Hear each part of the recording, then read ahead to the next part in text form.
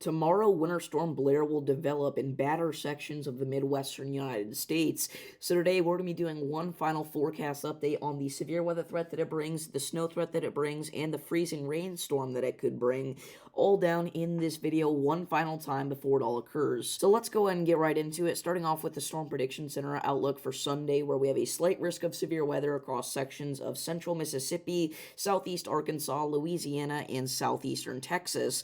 And this will mainly be a damaging wind threat, but a couple of isolated tornadoes cannot be ruled out embedded in our line of storms. Now, here is what the NAM model is showing for those storms. We can see that by 4 a.m. on Sunday, we are going to have some thunder showers and isolated thunderstorms getting going across portions of Arkansas and southern Missouri, but it's not really going to get intense until we get into the early afternoon time hours on Sunday. By 1 p.m., we're going to be dealing with strong to severe thunderstorms developing along a line in sections of northeast Texas, northwest Louisiana, and southwestern Arkansas, and those will continue to push eastward, and by 3 p.m. we could be dealing with some very widespread damaging winds of 60 to 70 miles an hour, and again, maybe a couple of isolated tornadoes as well in that line of storms. We have to wait and see if that's going to happen or not. We can't completely rule it out, but we also can't confirm anything either. So as we go later into the evening time hours, this line will continue to push eastward. By 6 p.m., this is approaching portions of the Mississippi River.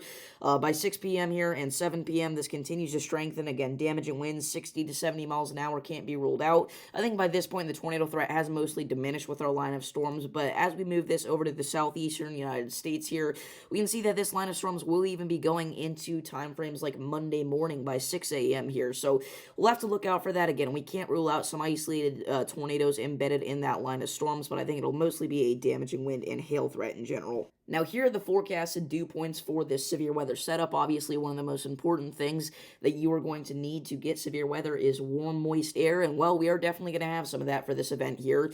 If we play things out, we can see that we are going to have dew points in the low to mid-60s already by Saturday night into Sunday morning.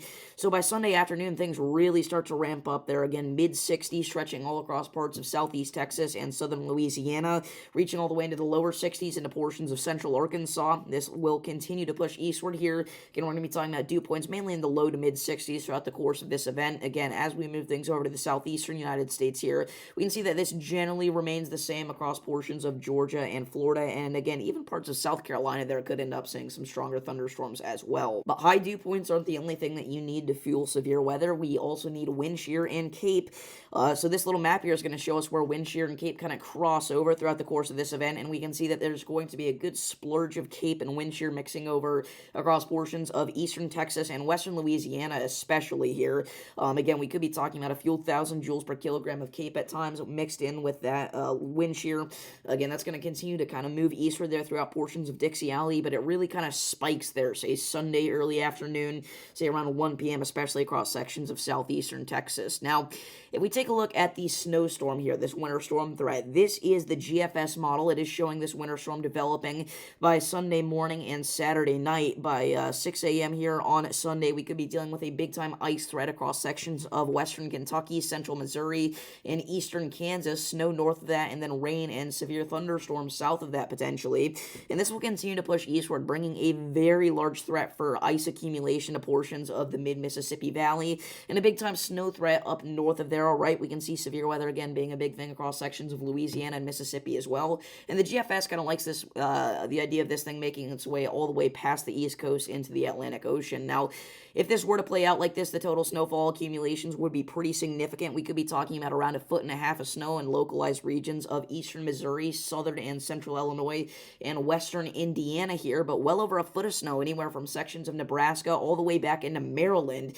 And that would be very significant because it's not very often or ever that we end up seeing that much snow that widespread. Now, the Canadian model here paints a little bit lighter of a picture. If we take a look at the 12Z run of the Canadian model, we can see that we are expecting a ice storm still to develop, obviously, in a winter storm north of that. Again, it's still showing kind of a similar region getting impacted by that as well, but you may notice the precipitation there is quite a bit less intense, it seems, and that trend kind of continues there as it makes its way all over towards the Atlantic again. Again, this storm does stay intact that long, but if we actually take a look at the total snowfall that kind of scenario would bring us, if we take a look at the 12Z model here, again, it wouldn't be nearly as much as what the GFS is saying. Now, this would still be significant. We would still end up seeing around a a foot of snow across sections of southeast Nebraska, northeast Kansas, and northwestern Missouri, and a little over a foot of snow in parts of West Virginia. But again, that big swath of 12 to 18 inches of snow across the Ohio Valley would be virtually gone in this scenario. Again, it still likes the idea of a good 7, 8, 9, 10 inches, but I actually do think that the GFS is doing a better forecasting job in this situation.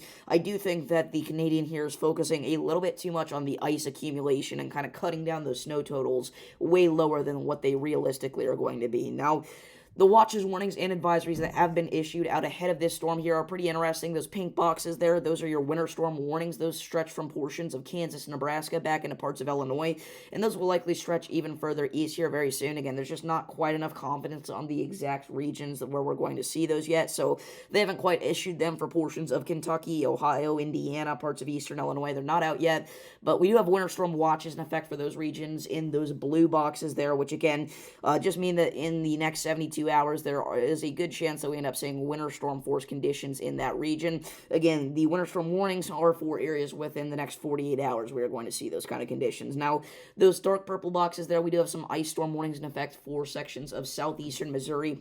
Again, those will likely get pushed further eastward into sections of southern Illinois, western Kentucky, southwest Indiana as well, probably maybe all the way into parts of southern Ohio as well. But remember, the forecast and confidence is not quite there yet for the exact areas where we would end up seeing the most significant ice totals, so that's why they have not already thrown those out there.